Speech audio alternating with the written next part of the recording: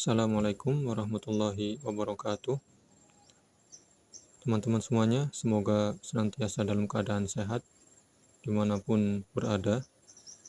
Pada kesempatan video kali ini, kita akan bersama-sama belajar tentang ilmu nahwu, terkhusus bagi teman-teman yang masih pemula atau awal-awal belajar ilmu nahwu. Adapun buku yang saya pakai adalah An-Nahwu Al-Wadih yang dikarang oleh Ali Al-Jarim dan Mustafa Amin. Pada jilid 1 ini, yang pertama kali disebutkan oleh penulis adalah tentang Al-Jumlah Al-Mufidah, yaitu jumlah yang sempurna. Bisa dilihat bagi teman-teman yang memiliki kitabnya. Di kitab tersebut tertulis Al-Amsilah, yaitu contoh-contoh dari jumlah mufidah. Dan ini adalah metode yang digunakan oleh penulis dalam buku nahwunya An-Nahwul Wadih, di mana beliau menuliskan amsilahnya terlebih dahulu, kemudian setelah itu al-bahthu, kemudian baru qaidahnya. Jadi bagi teman-teman yang memang belum terbiasa atau baru pertama kali mempelajari kitab An-Nahwul Wadih, maka ini adalah metode yang digunakan oleh penulis, yaitu menyebutkan contohnya, kemudian kaidahnya, kaidah sebelum masuk ke pertanyaan-pertanyaan. Baik, langsung saja. Yang pertama adalah al-jumlah al-mufidah, yaitu jumlah yang sempurna. Amsilah. Yang pertama, al-bustanu jamilun. Yang kedua, asy-syamsu tali'atun. Yang ketiga, syamma aliyun wardatan. Yang keempat, qatafa Muhammadun zahratan. Yang kelima, ya'isu samaku fil ma'i. Yang keenam, yaksuru an-nakhilu fi misra. Ini adalah jumlah-jumlah mufidah yang disebutkan oleh penulis.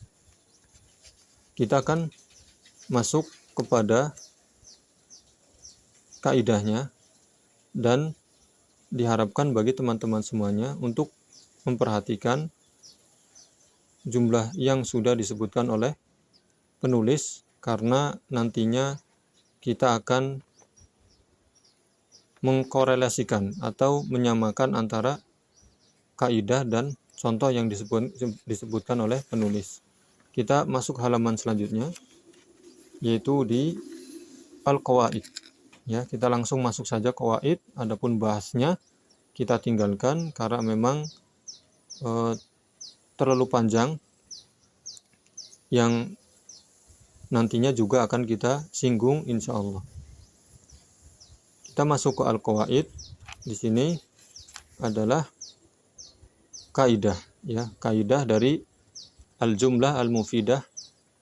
Yang pertama, beliau mengatakan at-tarkib alladhi yufidu faidatan tammatan yusamma jumlatan mufidatan wa yusamma aydan kalaman. Yang pertama adalah susunan. At-tarkib adalah susunan yang memberikan faidah yang sempurna, disebut jumlah mufidah. Jadi susunan kalimat yang memberikan faidah itu disebut dengan jumlah. Wa yusamma aydan kalaman, dan juga disebut dengan kalam. Bisa disebut jumlah mufidah, bisa juga disebut dengan kalam. Jadi jumlah itu adalah susunan dari beberapa kalimat, ya. Kalau dalam bahasa Indonesia, maka kalimat adalah susunan dari beberapa kata. Misalkan Muhammad pergi ke pasar, maka Muhammad pergi ke pasar adalah kalimat. Namun kalimat dalam bahasa Arab hanya mencakup satu saja, Muhammad, maka dia disebut kalimat. Adapun apabila ada kalimat lain yang melengkapi kata Muhammad, maka disebut jumlah. Contohnya Muhammadun jamilun. Jadi Muhammad kalimat, jamilun kalimat, maka Muhammad jamilun disebut jumlah. Itu kalau dalam bahasa Arab. Baik. Jadi susunan kalimat yang menunjukkan faidah maka disebut dengan jumlah mufidah atau kalam. Kemudian yang kedua, al-jumlatul mufidah, jumlah mufidah, qad tatarakkabu min kalimatain. Terkadang hanya tersusun dari dua kalimat saja. Contoh tadi kalau kita lihat di misal al-bustanu jamilun, al-bustan itu satu kalimat, jamilun juga satu kalimat, maka al-bustan jamilun itu dua kalimat, dan al-bustanu jamilun itu jumlah mufidah karena memberikan makna yang sempurna. Ya, kebun itu indah. Kemudian ini kalau jumlah terdiri dari dua kalimat. Kemudian beliau melanjutkan waqad tatarakkabu min aksar, dan terkadang juga jumlah itu terdiri dari lebih dari dua kalimat, ya. Terkadang jumlah lebih dari dua kalimat susunannya. Contoh yang lebih dari dua kalimat, tiga kalimat misalkan, kita bisa lihat contoh nomor 3, yaitu syamma aliyun wardatan. Syamma itu satu kalimat, aliyun satu kalimat, wardatan satu kalimat. Berarti ada 3 kalimat, ya. Maka ini disebut jumlah karena memang maknanya sempurna. Syamma itu mencium, ali yaitu ali, wardatan yaitu mawar. Jadi ali mencium bunga mawar. Maka ini sudah menjadi kalimat atau jumlah mufidah karena memang maknanya sempurna, ya. Bisa juga lebih dari 3, misalkan 4, contoh bisa dilihat pada nomor 5 dan 6, ya. Contohnya adalah ya'isu as-samaku fil ma'i. Ya'isu satu kalimat, kemudian as-samaku satu kalimat, fi satu kalimat, alma satu kalimat. Berarti pada jumlah ya'isu samaku fil ma'i ada 4 kalimat, dan ini adalah jumlah mufidah karena memang memiliki makna yang sempurna. Ya'isu hidup, as-samaku ikan, fi alma di air. Jadi ikan hidup di air. Jadi memiliki makna yang sempurna, maka kita sebut dengan jumlah mufidah atau al-kalam.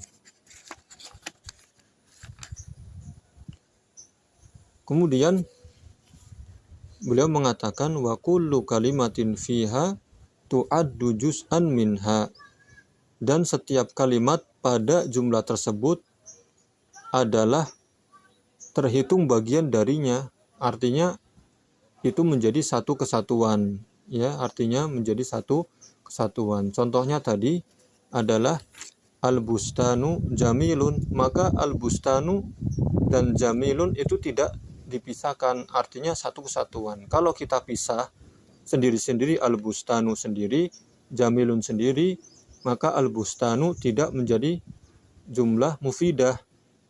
Begitu pula dengan jamilun tidak menjadi jumlah mufidah. Tapi ketika digabungkan dan saling mengisi satu sama lain, maka menjadi jumlah mufidah.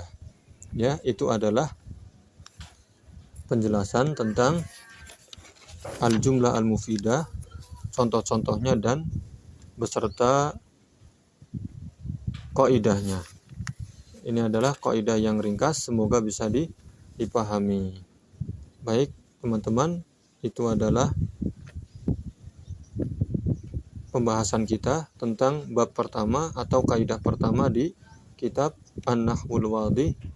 Silakan bagi teman-teman yang memiliki komentar, saran dan kritik bisa disampaikan.